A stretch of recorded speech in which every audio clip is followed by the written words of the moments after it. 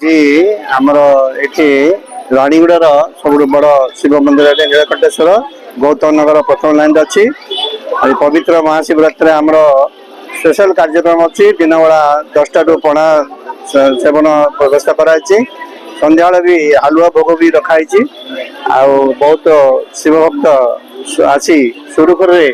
दर्शन कर जाउछंती श्रृंखलित लाइन भी आम करूँ बर्तमान सुधा कौन सी अप्रीतिकर घटना होना आ समस्ते श्रद्धालु आसिक खुशी शिव को दर्शन कर जाऊँ महादीप श्री लिंगराज महादेव महादीप उठिला आम देखी आम करुँ प्राय रात गोटे हो जाऊँगी गोटे पर जागर रोचे 12टा पर पुणी जागर रोचे राति जाक मंदिर खुला रोचे पुणी सका सफा सुतरा हो समस्त जागर सरला उज्जवल घर जाऊँगी मंदिर सफा सुतरा हो राति जाक आलोक व्यवस्था एवं समस्त भक्त सुविधा दीप जलन अधिक दीप स्टैंड रखाई आम मंदिर में बहुत श्रृंखलित दर्शन व्यवस्था कराई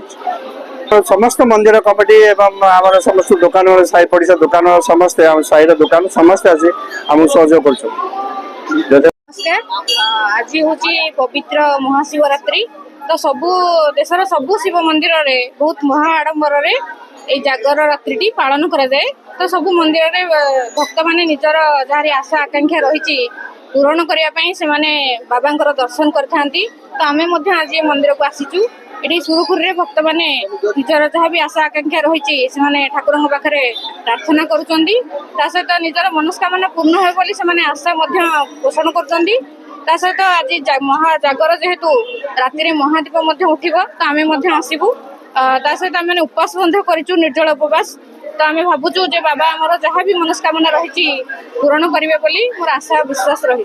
धन्यवाद।